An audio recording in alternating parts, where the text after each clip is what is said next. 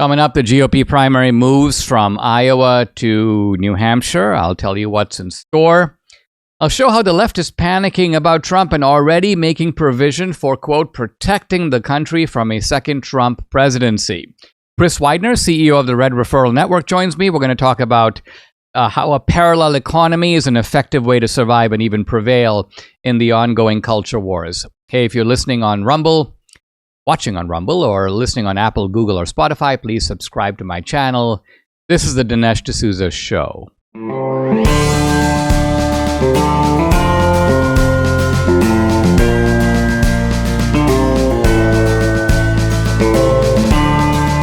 America needs this voice.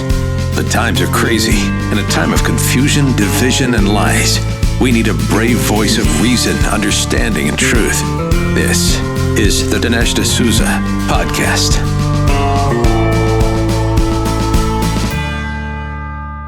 There's a very interesting and eye-opening article in NBC News, NBCnews.com, and people are talking about it on social media. I want to go into it in some depth here.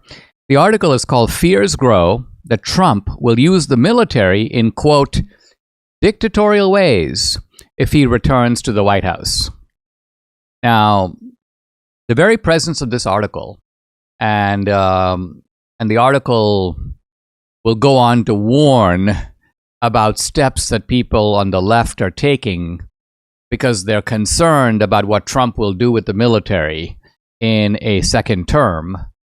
But the very fact that this is being discussed right away suggests that the left, it's beginning to dawn on them that their major project of marginalizing Trump, making it impossible for him to get to the White House, is in jeopardy. If they didn't think it was in jeopardy, there would be no need to plan for what Trump might do with the military or might not do.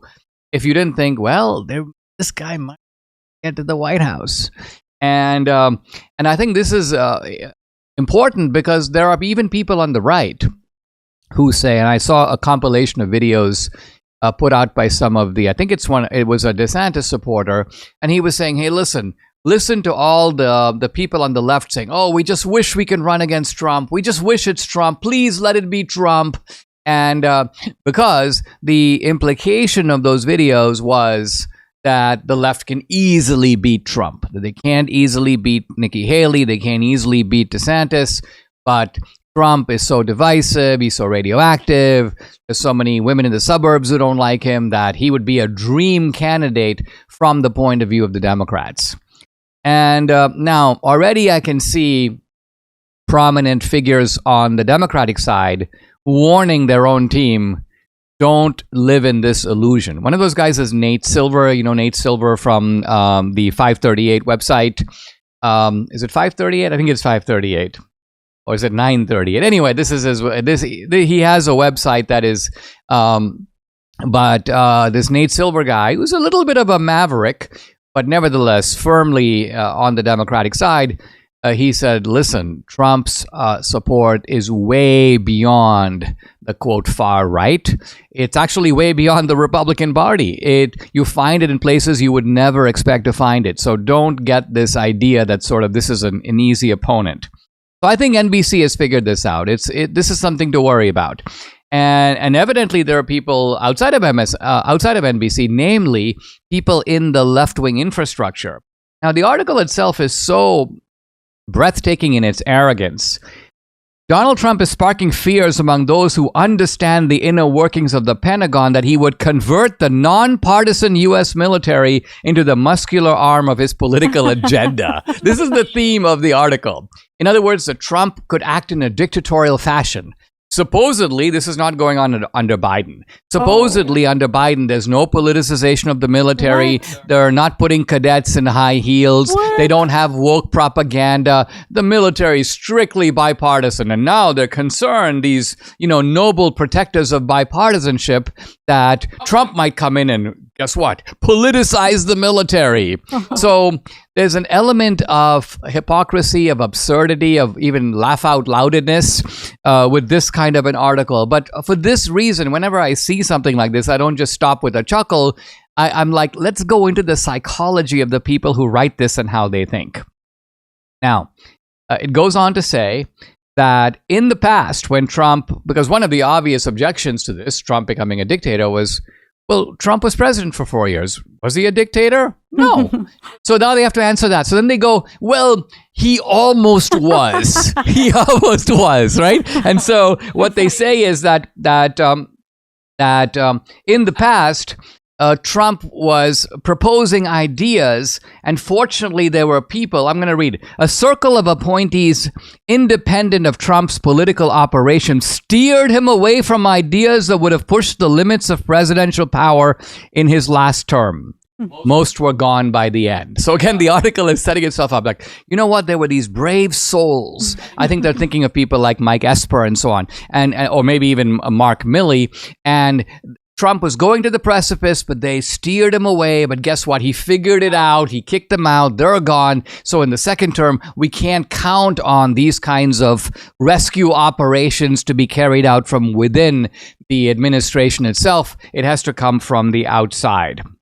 And then the article says, Trump has raised fresh questions about his intentions by putting forward a legal theory that a president would be free to do nearly anything with impunity, including assassinate political rivals. What? Now, let's back up here to see what the context is, because this is really how deeply deceitful these people are. I'm going to tell you the context, and then you decide for yourself if it's fair to say that Trump is getting ready to assassinate his political rivals. We're talking here about the Trump case going before the court, and the question is one of presidential immunity. And Trump asserts that in the Georgia case, he had every right to question the election. He had every right to question the count in Georgia. He had every right to demand that this be properly done. And to do that, says Trump, is within his presidential powers. He has immunity from being criminally prosecuted for doing that. Now, typically, when you assert a claim, in this case, presidential immunity, it's going to be challenged by a series of hypotheticals. So one of the Democratic judges, Judge Pan, a left-wing judge, I believe an Obama appointee, says to the Trump lawyer, Trump isn't even present, well, are you saying that Trump has immunity to do anything? Let's say Trump decides to assassinate a political rival. Can he be criminally prosecuted for that? And Trump's attorney goes, well, first he would be impeached for that. He would be impeached for that, and after the impeachment goes through, Trump would be then removed from office, and then he can be criminally prosecuted. That was the reply from the Trump attorney. A correct reply. Why? Because the original remedy, the constitutional remedy for any presidential act is impeachment. That's the remedy specified in the Constitution. But the left took this to mean that the Trump lawyer is somehow saying that, no, he can assassinate people and you can't prosecute him. You'd have to impeach him first. So this is the legalistic back and forth. And remember, it's purely hypothetical. The judge wasn't even suggesting that Trump will do this. They were discussing what you could call a thought experiment. If you're saying that presidential immunity stretches all the way, let me give you a far-fetched example. Trump decides, to put blacks into concentration camps. Would that be allowed under this? So that's just a way of asking how far does the stated principle go? But here, NBC is acting as if there was a real debate about Trump assassinating political rights. They take a hypothetical. Yeah, the optics of it, right? Yeah, and they're acting like we need to make some plans in case Trump decides to assassinate his political rivals, and what kind of measures do we have? And then, sure enough, they bring forward Mary McCord, Executive Director of the Institution for Constitutional Advocacy at Georgetown Law. Now, let's back up. Do you remember this name, Mary McCord? Who's Mary McCord? Well, she's under Obama, the Assistant Attorney General. She's the person who created the fake FISA applications to the judges to do spying on Carter Page. She's the one who basically provided false information to the court. And later, the FISA courts, the judges, who were being challenged, people said to these FISA judges, you guys are frauds. You're just authorizing wiretapping. And they were like, listen, we were provided with false information. False information by who? Mary McCord. And the same Mary McCord is now apparently putting together a coalition of groups to file various lawsuits One of the groups is called Democracy Forward, and they quote this guy, Sky Perryman. He goes, "We believe this is an existential moment for American democracy." Well, it is an existential moment for American democracy, but it's because of the reasons I set forth in Police State. The existential threat, if there is one, is coming from the left and from the Democrats. It's not coming from anything that Trump either did or anything that Trump has said he's going to do. Even Trump's, if you look at the tone of Trump's dictator for a day, there's obviously an element of comedy to this. Who's a dictator for a day? I used to joke when I was in college that, I think that the president should have the authority to assassinate one person without giving a reason. Obviously, and I would say this only because I would only say this because leftists would get freaked out. They'd be like, "What do you mean, Dinesh?" And I'd be like, "No. There's going to be a good reason. He just doesn't have to give the reason. He has the arbitrary power. He has 4 years in office to decide who it should be, but he can just decide it's going to be Tom. And Tom's going to be assassinated, and that's within my presidential power. Wouldn't that be a really good idea?" No. And obviously, this was a goad to get leftists agitated. That's why I would say it. So Trump says it for the same reason. He dictator for a day, and then he even says, "You're just like Trump." Then he even says, he goes, "Now we know you're just like Trump. You've got," and I do probably have a little bit of a Trumpian streak, but I think that was implanted in me. I have to blame my colleagues at Dartmouth. I think they did it to me. They did. I think you agree. Mm-hmm. So in any event, the rest of the article goes on in a very solemn manner. We can't take seriously articles like this. There's as I say, a laughable element to them, but they reveal that this is a pervasive way of thinking on the other side. Biden says, "I'm going to run against Trump because he's an existential threat to democracy." And then here we have these activists with various left-wing groups. "We need to prepare all kinds of lawsuits if Trump is reelected." Why? He's an existential threat to democracy. Who's talking? The people who are actually an existential threat to democracy. Mike Lindell and the employees of MyPillow want to thank my listeners for all your continued support. To thank you. They're having an overstock clearance sale right now for the best prices ever when you use promo code Dinesh, and you get free shipping on your entire order. Get 50% off the MyPillow 2.0 and the brand new flannel sheets that just arrived. They won't last long. Get the six-pack towel set for just $29.98 and take advantage of the free shipping on larger items like mattresses and mattress toppers, 100% made in the USA, on sale for as low as $99.99. Everything is on sale, from the brand new kitchen towels. By the way, they have the same technology as the bath towels, which actually absorb. We got dog beds, they have blankets, couch pillows, so much more. To get the best specials ever, go to mypillow.com, use promo code Dinesh, or you can call 800-876-0227. The number again, 800-876-0227, or go to mypillow.com. Make sure to use the promo code Dinesh. Get free shipping on your entire order while supplies last. My name is Mark Lichtenfeld, best-selling author of Get Rich with Dividends and chief income strategist at the Oxford Club, one of the world's largest and most prominent financial firms, where over 250,000 readers receive my insights each week. I believe we're entering the greatest oil bull market since the 1970s. That's why I'm so excited to share this special oil and gas investment with you today. I've discovered an unusual way to potentially bank massive income from the oil and gas surge 100% outside the stock market. Oil and gas royalties are a backdoor way to get paid over and over again, and you can get into a top royalty stream for just $25. This is your chance to get the income you need to truly enjoy life, simply because you made the decision to give the Oxford Income Letter a risk-free try today. But this opportunity won't last forever. To learn more about Mark Lichtenfeld's unusual approach to generating monthly income from the oil markets, please visit oilpayday.com. That's oilpayday.com. Paid for by the Oxford Club. The GOP primary race now moves from Iowa to New Hampshire, and I have a couple things to say about that. But before I do, I have a follow-up thought about Martin Luther King Day, because I meant to talk about something related to that I didn't get a chance to yesterday. And first of all, here's something funny. The FBI posts, "This is MLK Day, and the FBI honors one of the most prominent leaders of the civil rights movement and reaffirms its commitment, blah, blah, blah." To which is attached, as it turns out, a community note, which is kind of a fact check. The FBI engaged in surveillance of King, attempted to discredit him, used manipulation tactics to influence him to stop organizing. King's family believes the FBI was responsible for his death. So talk about nuking the FBI on Martin Luther King Day with a correction. Now, there's been a little bit of a debate between, in a sense, Charlie Kirk on the one side, and then a bunch of black conservatives on the other about Martin Luther King, because Charlie Kirk made the observation that, listen, let's stop deifying King. This guy is not so great, and why can't we talk about the fact that he was a plagiarist? Claudine Gay was a plagiarist. Martin Luther King was a plagiarist. Why can't we talk about the fact that he was a serial adulterer? Why can't we talk about the fact that he's been accused of rape by a credible source, David Garrow, famous historian, winner of the Pulitzer Prize? So what's all this big, hosannas and halos devoted to Martin Luther King? Did he really usher in the colorblind society, or in some ways are we now living with the exact opposite? So that's one view.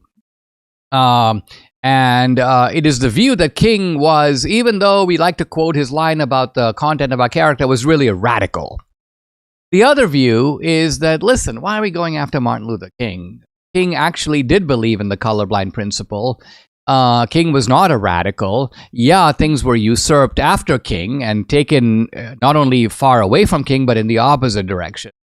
And so King is on our side in that sense. And not to mention the fact that pragmatically, what good is gained by going after Martin Luther King? Now, I think part of what's motivating the attack on King, if you ask me, is the fact that there are conservatives like Charlie Kirk who are really mad at the attacks that have been launched against Robert E. Lee, George Washington, William Penn. It's like you're taking all these heroes of American history and you're like, look, this is their downside. We're gonna emphasize the bad things they did. And Charlie's like, okay, well, let's apply that standard to Martin Luther King. Why are we always talking about, I have a dream? Let's talk about the other stuff the guy did. Why is that swept under the rug? So I can see where this is coming from. And I want to sort of answer the question about whether was King, in fact, a colorblind guy, or was he some sort of a radical? And the answer is both. In other words, King in his life never departed from the colorblind principle. He never advocated racial preferences. But it's also true that in the last years of his life, King became very embittered. He became very anti-American. He became very pro-socialist. He became a vociferous opponent of the Vietnam War. He was also a big advocate of what he called the Poor People's Campaign, which was what? Massive economic redistribution. Now, not economic redistribution based on race. He wanted money to move basically from well-off people to not so well-off people. But his idea was socialism. Let's sort of redistribute the wealth. Let's spread it around, to quote, was it Michelle Obama or Barack Obama? And so King was in that camp. To that degree, politically, he was in no way one of us. So when we defend King, we're defending the part of King that stood firm on the colorblind principle, and I think accurately put forward a vision of a society where race doesn't matter, where race is truly the painted face, where race is a matter of public and social indifference. All right, let me turn to New Hampshire, where things are going to be very exciting. The first full-fledged primary, the first state in the country to have a primary. Iowa, of course, was only a caucus. And I think what we're going to see here is that the press is going to do its best to build up Nikki Haley. Already Nikki Haley is saying it's a two-person race, which seems a little odd to me, a little disingenuous. But in fact, when I first saw it, I was like, who are the two? Does she mean Trump and Biden? Are they the two people?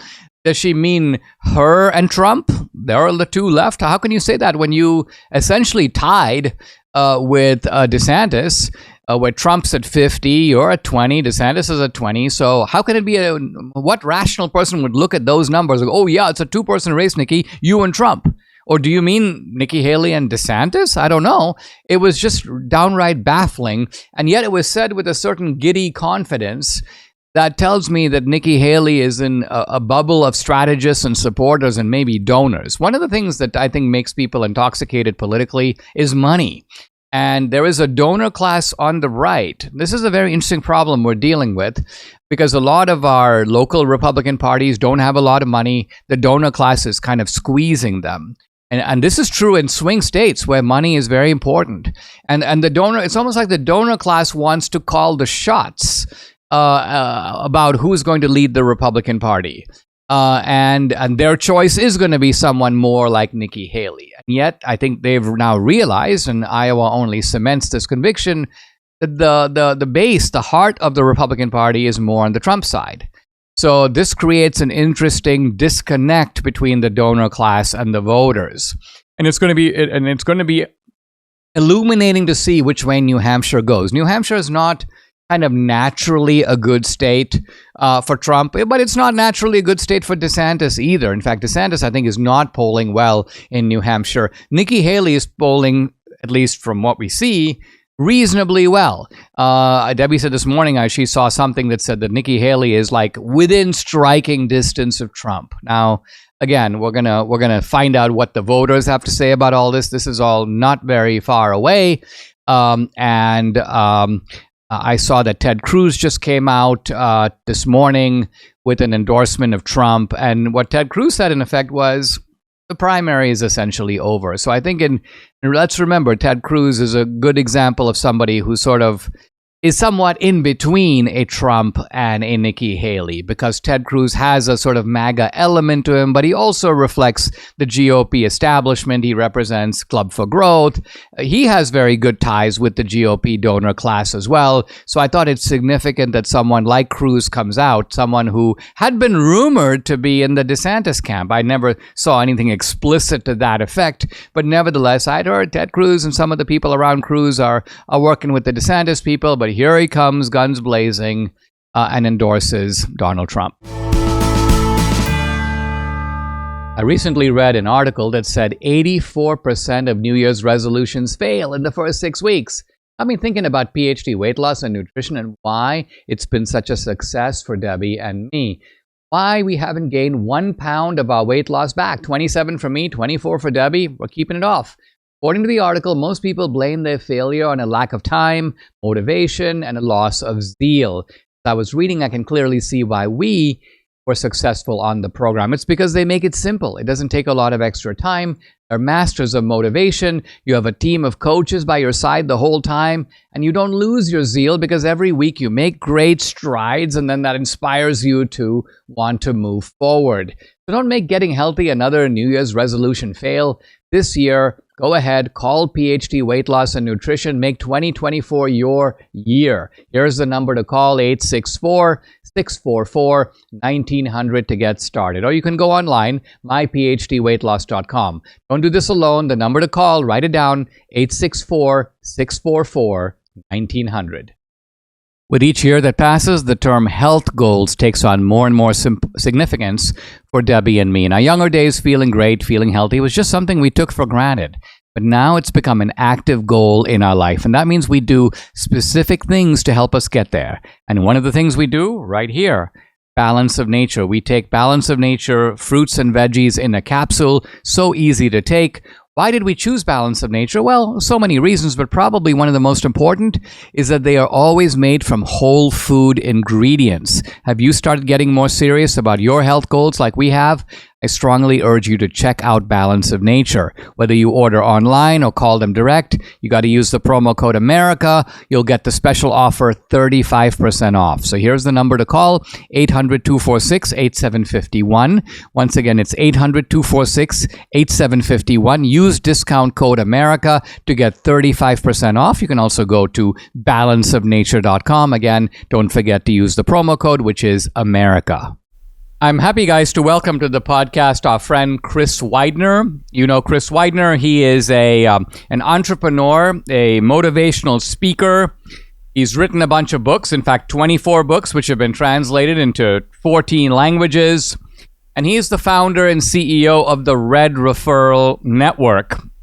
Chris, welcome to the podcast. Great to have you.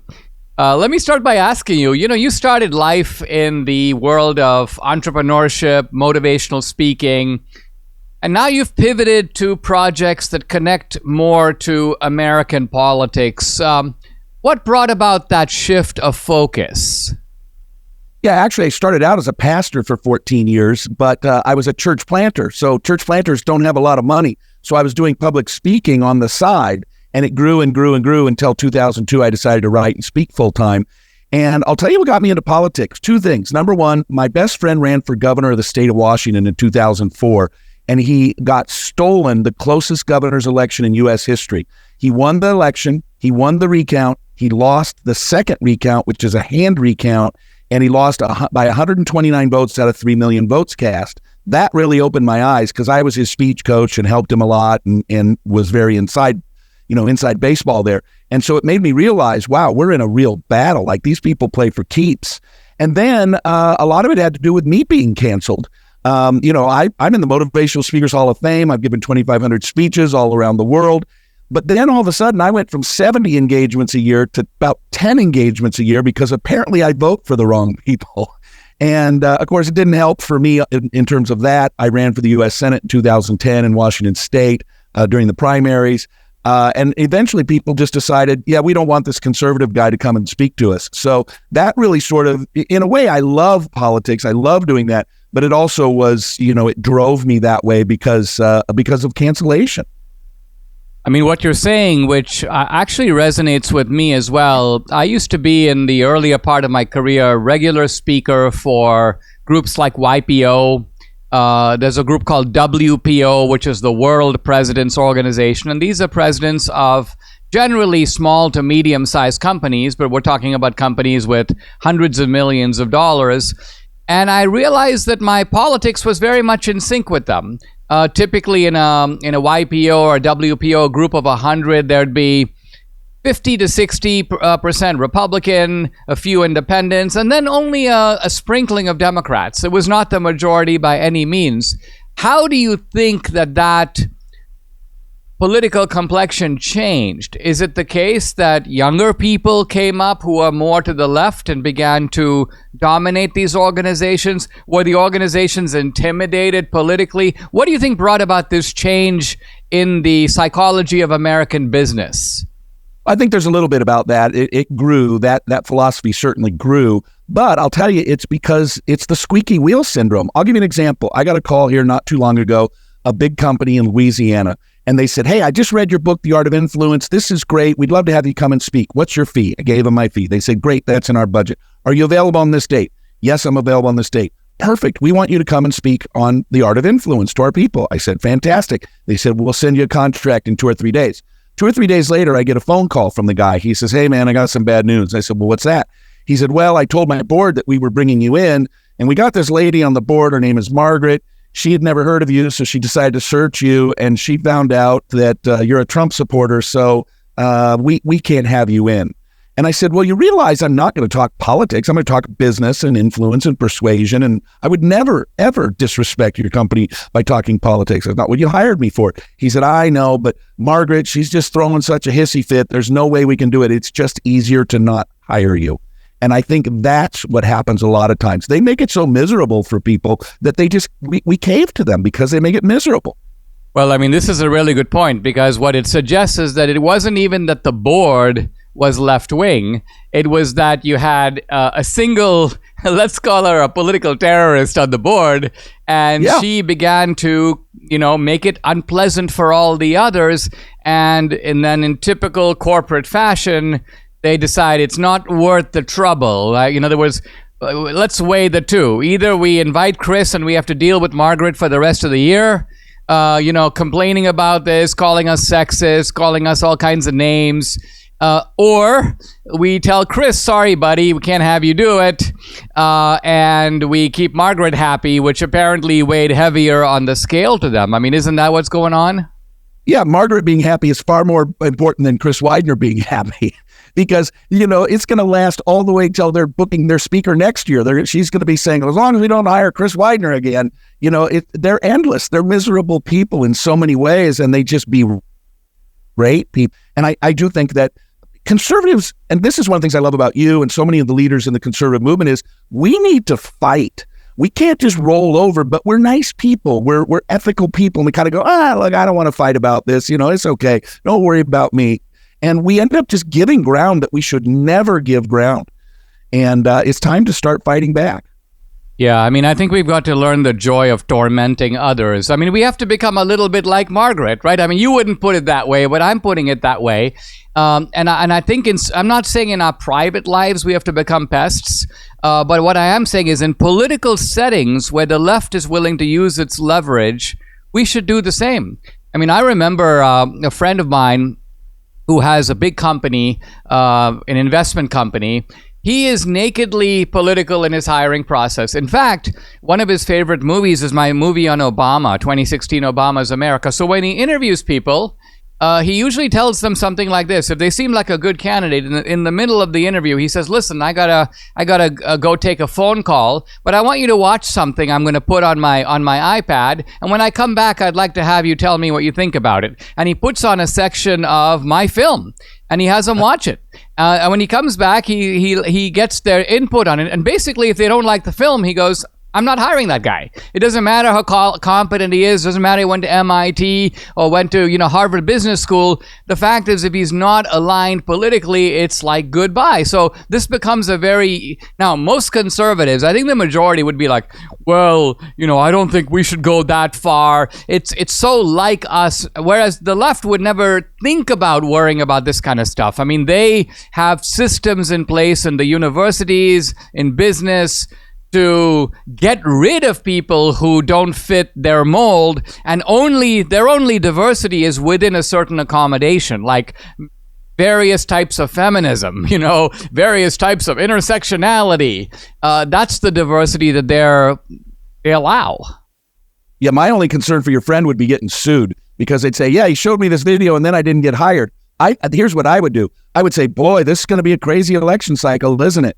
And then they're going to, oh, yeah, well, they may say, yeah, let's hope Trump loses or whatever. But if they don't, then you follow it up with something like, well, who do you think's going to win? And then when they say, well, I hope Joe Biden does, you go, oh, boy, that'll be interesting, won't it? And then you just don't hire them.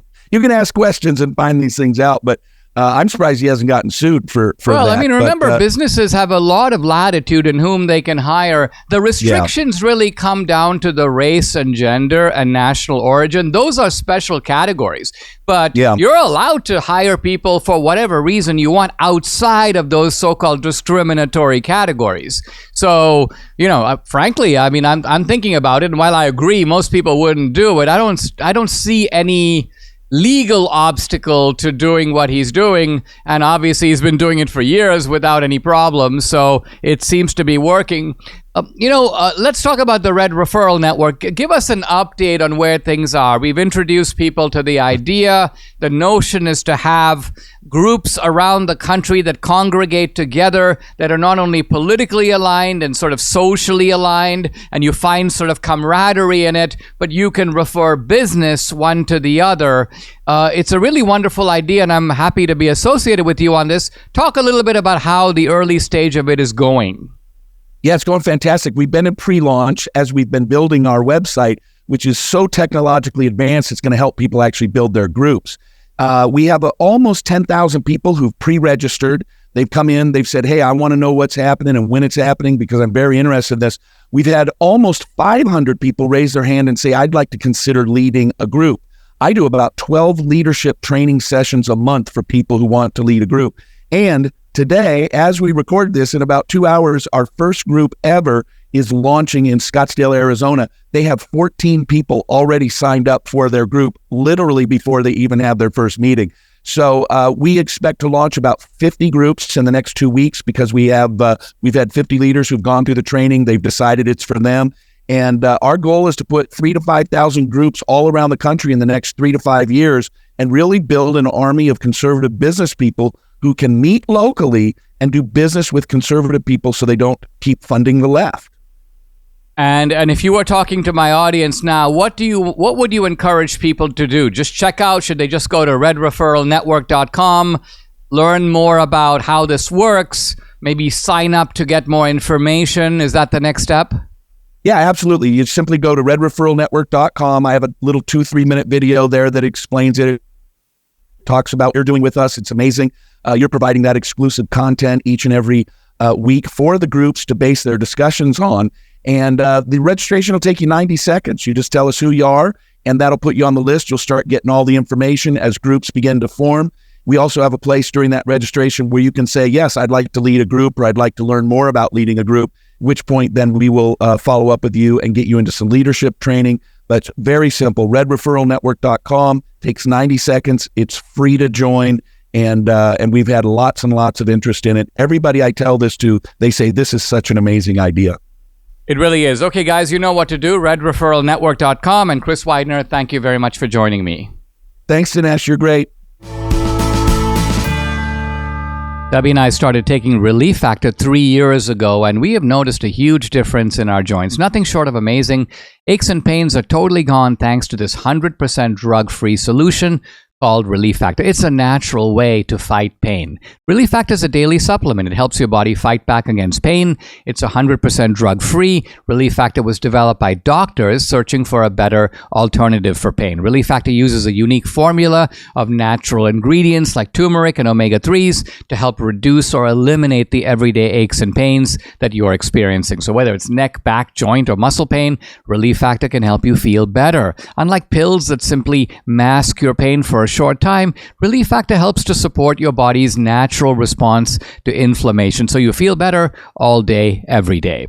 See how Relief Factor can help you with the 3-week quick start kit. It's only $19.95, and it comes with Relief Factor's Feel Better or Your Money Back guarantee. So why not give it a try? Go to relieffactor.com, or you can call 800-4RELIEF. Once again, it's 800-4RELIEF, or go to relieffactor.com. When you feel the difference, you know it works. I'm hoping today to conclude my discussion of friendship, philia, in C.S. Lewis's classic work, The Four Loves. And in this segment, we're going to talk about kind of the dangers, the risks, the downside, if you will, to the upside of this great type of love. Now, Lewis begins by talking about friendship as a spiritual love. And I think what he means by this is not that friendship by itself is holy or that it necessarily involves some kind of religious conviction. What he means is that it is a love that seems abstract. It seems to be removed from either social or physical bodily necessity. You don't need it the way you need eros in order to reproduce. You don't need it the way you need storge or affection simply to get along in social life. A friendship is something utterly optional. It's voluntary.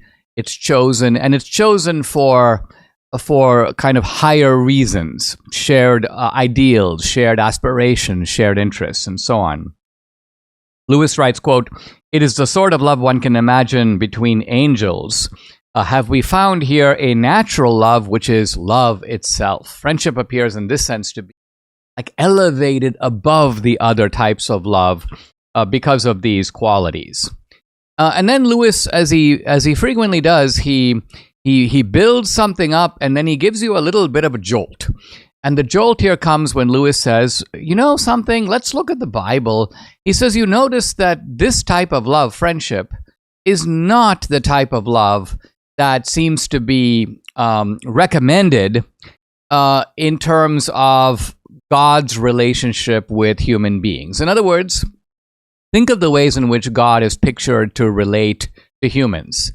God is presented very often as a father, our Father who art in heaven. So think of it. That is storge. That is affection. God is more like a parent. We are more like children.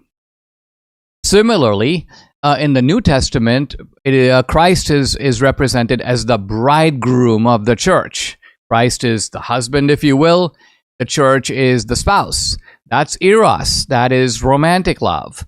And so Lewis goes, it's interesting that when the Bible chooses two types of love to represent the relationship of God to us, it chooses storge, it chooses eros, it doesn't choose philia. Now, admittedly, in evangelical circles, there are lots of people who say things like, Jesus is my best friend. Now, first of all, that always rubs me the wrong way, because not only is it sort of unbiblical, nowhere in Scripture do we have this notion that Jesus is like our buddy. And that is how people present it. Like, oh, yeah, I talk to him, he talks to me, he's my buddy. I'm not sure this is an understandable way of thinking, particularly in the modern era where, we're more accustomed to relating to people on an equal level. So we don't like to say God is our parent. Why? Because, well, parents tell you what to do. Parents have rules. Parents have codes and commandments. You're late. This is your curfew. And so to escape that, well, we get into the whole idea of God, in this case Jesus, who is God, is kind of somebody who's more like your pal. Jesus doesn't really have any demands of you. Friends don't make demands of each other. Jesus sort of recommends. He has ideas. He offers some thoughts, and I have some thoughts. And he gives me some thoughts, I give him some thoughts. And as I say, this is very understandable in the soft spirituality that defines our modern culture. But I don't think it has any, at least concrete foundation in the Bible. And I think Lewis here agrees with me. Now, Lewis then asks the question, why is friendship not given the same high status in Scripture as it was by the ancients in pagan civilization, in pre-Christian Greece and Rome? And Lewis offers two answers for this. He says, first of all, that the pagans thought of friendship always in positive terms. Two soldiers, and you see this frequently in the Iliad and the Odyssey. You got two guys who are doing something together. They're fighting together. They die on the battlefield together. They're friends. In some cases, you even have in the Iliad people who are on opposite sides of the battle, who are nevertheless bound in some sort of friendship. Their families knew each other. They became friends in childhood. And so they meet in battle and they fight each other. Possibly one even kills the other. But then you have this kind of poignant death scene, which makes it clear that their relationship transcends their opposition on the battlefield. And so they remain, if you will, even in death, friends. So this is, if you will, the glorious side of friendship. But Lewis goes, listen, there's nothing inherent in friendship that says you have to come together for a good cause. Yes, you can come together for a good cause, but you can come together because the two of you are both like good Nazis. You've just read Mein Kampf together and you're like, I can't believe what a great book. This guy was right on about the Jews. Oh, wow, you think so too? Okay, we're friends right away and we're going to study this stuff together. So the point is, friends can come together for a shared cause, whether the cause be good or whether the cause be bad. The cause itself is, in that sense, neutral. And that's Lewis's point, is that there are good friendships and there are bad friendships. Now, they're not bad friendships in the sense that the friends are really friends.